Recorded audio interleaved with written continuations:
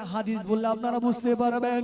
আজ আপনারা এমন ভাবে ঘুরে বেড়ান মনে হয় যেন সব জান্নাতের সার্টিফিকেট রয়েছে, যেই মারা যাব ভেন্ডির তরকারির মতো সরাত করে জান্নাতে যাব বলে মনে হয় নাকি? এরকম কোনো গল্প নেই। আমল না থাকলে কি হয় ও মুসলমানেরা, আল্লাহ নবীর জামানায় নবী আমার দিন দুনিয়া বাদশা হাবিবুল্লাহ নবী জনাবে মুহাম্মদুর রাসূলুল্লাহ সাল্লাল্লাহু আলাইহি ওয়াসাল্লাম নবী আমার হায়াতে জিন্দেগিতে বেঁচে রয়েছেন। আমল না করলে কি হতে পারে, কি ক্ষতি হতে পারে ও মুসলমান, সেটাই বলার জন্য এই হাদিসটা আমি আপনাদের কাছে এনেছি। আল্লাহ নবী হায়াতে জিন্দেগিতে নবী আমার বেঁচে রয়েছেন, এমন সময়ে আল্লাহ নবীর নূরের কান মোবারকে একজন মুসলমানের মৌতের সংবাদ আল্লাহর নবীর কানেতে চলে আসে। আল্লাহ নবীর কানে যখন ওই মুসলমানের মৃত্যুর সংবাদ চলে আসে, আল্লাহ নবীর কাছে জানাজার জন্য ঘোষণা দেওয়া হয়, নির্দিষ্ট সময়ের কথা জানিয়ে দেওয়া হয়।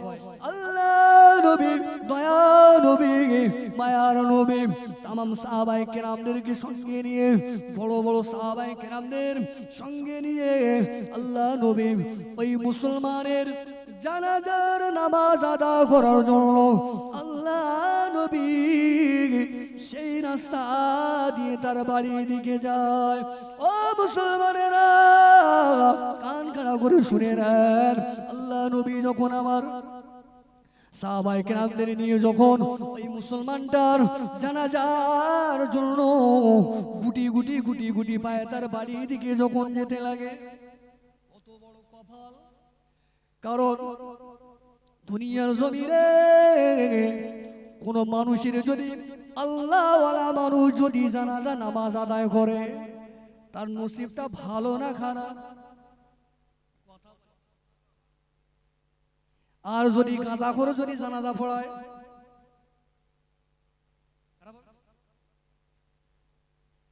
আল্লাহ নবী জানাজা আদায় করবেন, জানাজা পড়াবেন, নবী হবে ইমাম আর মুক্তাদি হবে বড় বড় সাহাবায়ে কেরাম। তাহলে বোঝেন কত বড় নসিব তার ছিল।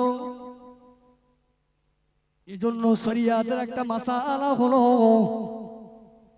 মৃত ব্যক্তির জন্য জানাজার নামাজ সর্বপ্রথমে সেই পড়াবে তার নিকটাত্মীয়।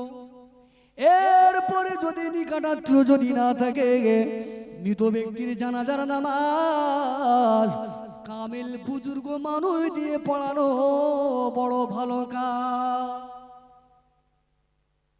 আল্লাহ নবী দিনের নবী মায়া নবী রহমতে নবী আমার গুটি গুটি গুটি পায়ে সাহাবায়ে কেরামদের নিয়ে মদিনার ওই মুসলমানের জানাজার জন্য নবী আমার যেতে লাগলেন। এক পর্যায়ে যত সময় জানাজার লাশ চলে আসলো, লাশ সামনে রাখা হলো, সাদা কাপড়ের কাপড় দিয়ে লাশটা ঢেকে দেওয়া রয়েছে। আল্লাহ নবী ইমামতির জায়গা দাঁড়িয়ে গেলেন। এমন সময় আল্লাহ নবী নূরের চোখ দিয়ে দেখতে লাগেন ওই খাটিয়ার উপরে শুয়ে থাকা লাশটার কাপড়ের কাপড় যেন নড়ে নড়ে ওঠে।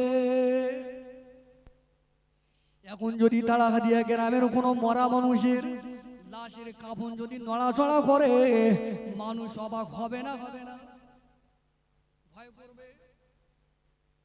আল্লাহ নবী আমার নূরের চোখ দিয়ে যখন ওই লাশটা যখন কাফনটা নড়াচড়া করতে দেখে, নবী আমার এমন সময়ে সাহাবায়ে কেরামদের বলতে লাগেন, ও সাহাবারা, আমি রাসূলুল্লাহ জানিয়ে দিয়ে দিলাম, এই মৃত ব্যক্তির কাফনের কাপড় থেকে মুখটা একটু মুক্ত করে দাও, মুখটা একটু খুলে দাও।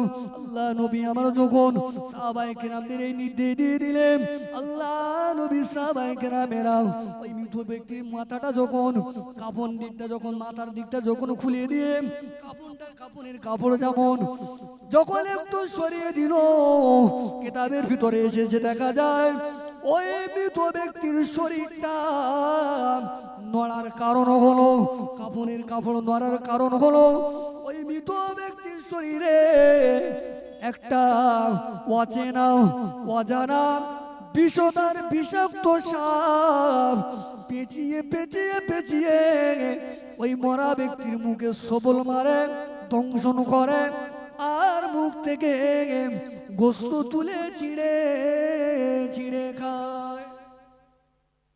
আচ্ছা ভাই বলবেন, আল্লাহর নবী জানাজে পড়াতে গিয়েছে আর সাপ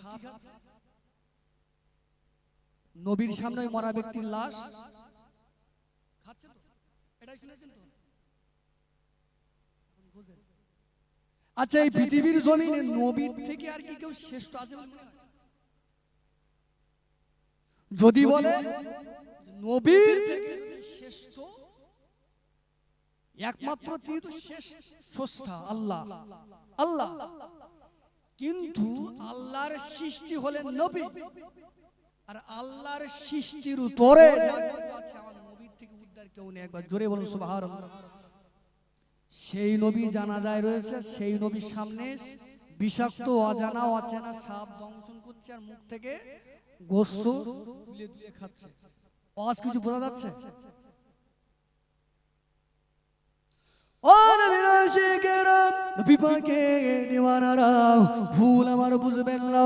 আল্লাহ নবী দিন দুনিয়া বাদশাহ হাবিবুল্লাহ গে, নবী জনাবে মুহাম্মদুর রাসূলুল্লাহ গে সাল্লাল্লাহু আলাইহি ওয়াসাল্লাম, নবী আমার যখন ওই জায়গাতে দাঁড়িয়ে রয়েছেন, আল্লাহ নবীর সামনে যখন ওই সাপটা যখন ওই মৃত ব্যক্তি মুসলমানের যখন শরীরে দংশন করে আর কিনা গোস্তগুলো তুলে তুলে খুবলে খুবলে যখন খাওয়া শুরু করেছে, এই দৃশ্য দেখে আল্লাহ নবীর নূরের চোখ দিয়ে আল্লাহর কথা মনে করে চোখ দিয়ে পানির টুসা গড়িয়ে যায়। জোরে বলুন সুবহানাল্লাহ। নবী আমার বেগুনা নবী, আমাদের নবীর আগে পরে জিন্দেগির কোনো গুনাহ নাই, সেই নবী ওই দৃশ্য দেখে কাঁদে।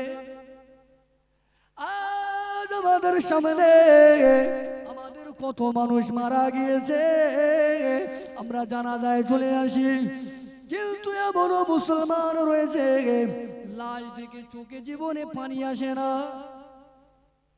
আল্লাহ নবী আমার, নূরে নবী আমার যখন এইভাবে কান্নাকাটি করতে শুরু করে দেয়, এমন সময় হযরতে আবু বকর সিদ্দিক রাদিয়াল্লাহু তাআলা আনহু হুজুর যখন লক্ষ্য করে দেখে ওই সাপটা ওই মৃত ব্যক্তির গোশতগুলো খায়, হুজুর আর থাকতে না পেরে আল্লাহ নবীর চোখে পানি দেখে বড় একটা মারার জন্য লাঠি নিয়ে ওই সাপের দিকে এগিয়ে যায়। হযরতে আবু বকর সাপটাকে মারার জন্য এগিয়ে যাচ্ছে, নবী এদিকে কাঁদছে, বুঝবেন ভালো করে মিয়া। এমন সময় ওই সাপটা ঝরঝর ঝরঝর করে কাঁদতে শুরু করে দেয়। আল্লাহ রাব্বুল আলামিনের কাছে কাঁদে, ও রাব্বুল আলামিন, আল্লাহ পাক এরা তো জানে না, আবু বকর জানে না আমি কে, কে আমাকে এখানে পাঠিয়েছে। আল্লাহ ও রাব্বুল আলামিন, আমি সাপ, আমার জবানটা কিছুক্ষণের জন্য খুলে দেওয়া হোক, আমি আবু বকরের সঙ্গে একটু কথা বলতে চাই, কেননা আবু বকর আমাকে মারার জন্য লাঠি নিয়ে আসে।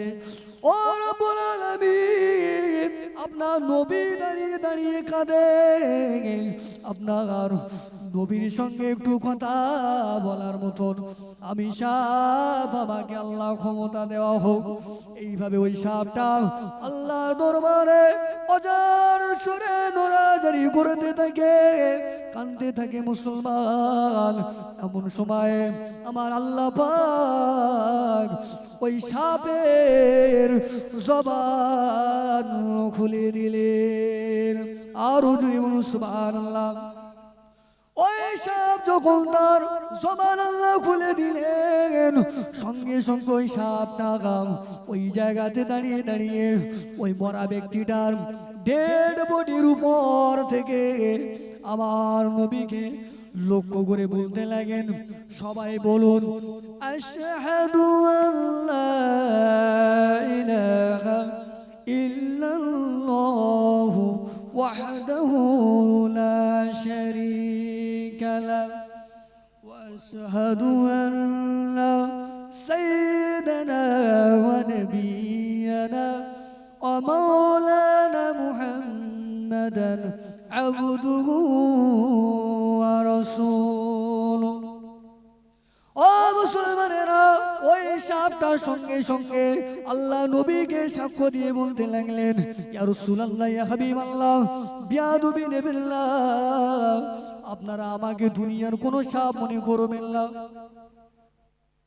আপনারা আমাকে কেউ দুনিয়ার কোনো সাপ মনে করবেন না, আমি হলাম আল্লাহ পাকের পক্ষ থেকে পাঠানো একটা গজবের সাপ, আমি হাজির হয়ে গিয়েছি। ইয়া রাসূলুল্লাহ, আমি জানি আপনি বলেন আল্লাহ নবী, আপনি বলেন দিন দুনিয়া বাদশা, আপনাকে সৃষ্টি না করলে আল্লাহ পাক কিছুই সৃষ্টি করতেন না, কিছুই বানাতেন না, আমি আপনারই পরে ঈমান আনলাম। কিন্তু এই মানুষটার কাছে আল্লাহ পাক সাজা দেওয়ার জন্য গায়েবী ভাবে ওর টেডি বেডির উপরে আমার আল্লাহ পাক পাঠিয়ে দিয়েছে।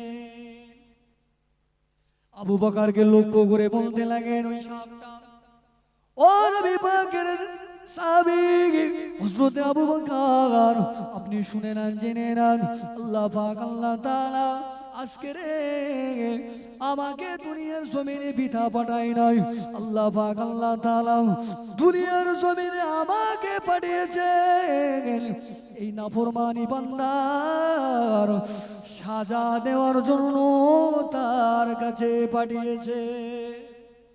ও মুসলমানেরা, এবারে বুঝুন, ওই মানুষটা ছিল মুসলমান, তার জানাজায় এসেছে কে? আল্লাহ নবী, তাই তো?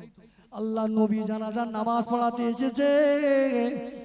আর নবীর পরে দুনিয়ার জমিনে শ্রেষ্ঠ মানুষ যদি থাকতে হয়, নবীর পরে দুনিয়ার জমিনে যদি সব থেকে শ্রেষ্ঠ মানুষ থাকতে হয়, সেটা হলো আল্লাহ পাকের নবী পাকের সাহাবায়ে কেরামেরা।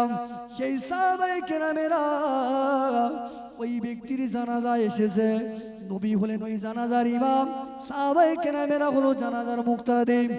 এখন বুকে গাঁথ দিয়ে বলুন, এত বড় নসিব, এত বড় কপাল পাওয়ার পরেও ওই মৃত ব্যক্তির শরীর থেকে ওই আযাবে জাহান্নামের সাপ কি কারণে এসেছে? এবারে আপনারা বলেন।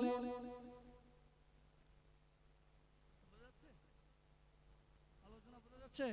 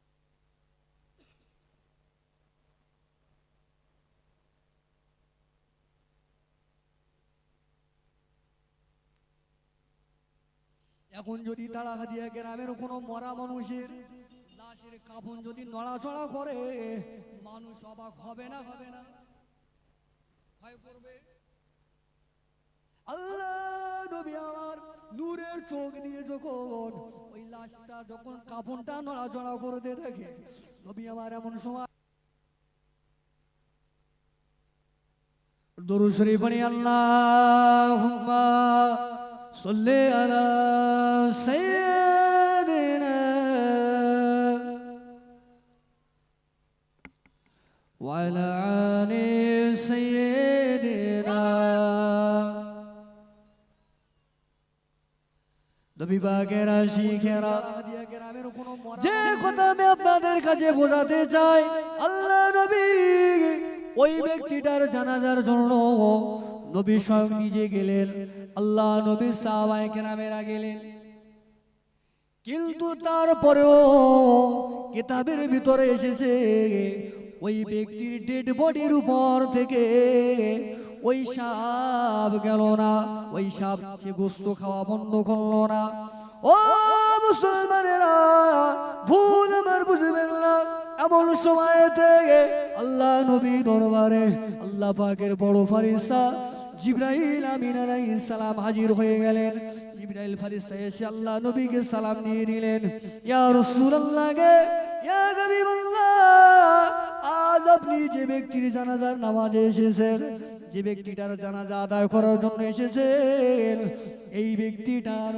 শরীরের উপরে যে বিষাক্ত সাপ রয়েছে এই সাপটা দুনিয়ার অন্য কোনো সাপ নয় এই সাপটা হলো আল্লাহ পাকের আযাবে জাহান্নামের সাপ আল্লাহ নবী এমন সময় ওই সাপটাকে জিজ্ঞাসা করতে লাগলেন ও সাপ রে আমি রাসূলুল্লাহ তোমাকে জিজ্ঞাসা করি সাপ রে কি কারণে এই ব্যক্তিটার উপরে তুমি আযাব দিতে এসেছো দুনিয়ার জমিনে কি এমন অপরাধ করেছে যে অপরাধের কারণে এই ব্যক্তিটার উপরে এই সাজা নেমে এসেছে এমন সময় ওই সাপটা আল্লাহ পাকের পক্ষ থেকে জবানের অনুমতি পেয়ে ওই সাপটা বলতে লাগলেন ইয়া রাসূলুল্লাহ ইয়া হাবিবাল্লাহ আমি সাপ এই ব্যক্তিটাকে আযাব দেওয়ার জন্য আল্লাহ পাঠিয়েছেন এই ব্যক্তির জীবনে বড় বড় 3টি গুনাহ ছিল ওই 3টি গুনার কারণে এর উপরে আযাব দেওয়ার জন্য আল্লাহ পাঠিয়েছে আল্লাহ নবী বলতে লাগলেন ও সাপরে কি কারণে এই ব্যক্তিটার কোন অপরাধের কারণে আযাব হবে ওই সময় সাপটা বলতে লাগলেন ইয়া রাসূলুল্লাহ এর জীবনে 3টি অপরাধ হলো এই ব্যক্তিটা জীবনে নামাজের সুযোগ পেয়েছিল জীবনে আমল করার সুযোগ পেয়েছিল রোজা করার সুযোগ পেয়েছিল হজ করার সুযোগ পেয়েছিল যাকাত দেওয়ার সুযোগ পেয়েছিল সব আমল করার সুযোগ পেয়েছিল কিন্তু তারপরেও ইচ্ছাকৃতভাবে আমল করে নাই গাফিলতি করার কারণে 1 নাম্বার কারণ এই গাফিলতি করে আমল না করার কারণে আল্লাহ পাকে আযাব দেওয়ার জন্য আমাকে পাঠিয়েছে 2 নাম্বার কারণ হলো ওই ব্যক্তিটা ধনী ছিল ওই ব্যক্তিটা অর্থশালী ছিল ওই ব্যক্তির উপরে যাকাত ফরজ হয়েছিল কিন্তু ওই ব্যক্তিটা যাকাত আদায় করতো না 3 নাম্বার কারণ হলো ওই ব্যক্তিটার কানে আলেম ওলামাদের ওয়াজ নসিহত আসতো শরীয়তের আদেশ নিষেধের বাণী ওর কানে যেত ও সব আলেমের ওয়াজ শুনতো নসিহত শুনতো ওয়াজ শুনবার পরে আলেমদের কথাগুলো কান দিয়ে ঝেড়ে ফেলে দিত ক্রিটিসাইজ করতো ওই কথাগুলো ফেলে দিত এই জন্য আলেমদের কথা শুনে আমল করে রে আলেমদেরকে সম্মান করতো না আলেমদেরকে গুরুত্ব দিত না আলেমদের কথাগুলোকে মানত না শুনতো না এই 3টি বড় বড় অপরাধের কারণে আল্লাহ পাক কিয়ামত পর্যন্ত এর কবরে আযাব দেওয়ার জন্য আল্লাহ আমাকে পাঠিয়েছেন সুতরাং আপনাকে জানাজার জন্য এনেছে ঠিকই, আপনি জানাজা আদায় করুন, আপনি জানাজা পড়িয়ে চলে যান, সাহাবায়ে কেরামদের নিয়ে দোয়া করে চলে যাবেন, যান জানাবে জানাজা আদায় করবেন করেন, কিন্তু জেনে রাখবেন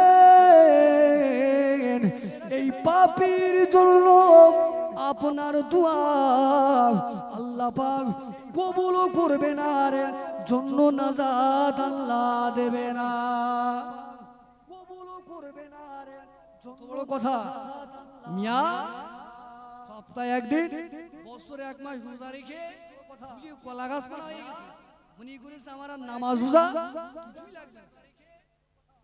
হ্যাঁ, স্বয়ং রাসূলুল্লাহ জানাজায় গেলে সাহাবা আল্লাহর নবীকে বলছে, ইয়া রাসূলুল্লাহ, ইয়া হাবিবাল্লাহ, আপনি জানাজা পড়িয়ে দোয়া করে কবরে রাখলে আমার যা কাজ করা আমি করব, কারণ আমাকে আল্লাহ পাঠিয়েছে। আর অপরাধীদের জন্য যদি আমল যদি না করে, বোঝা গেল কি নবীর দোয়া বলে, নবীর দোয়া, তাহলে আমাদের উপায় কি হবে? গানে গেছে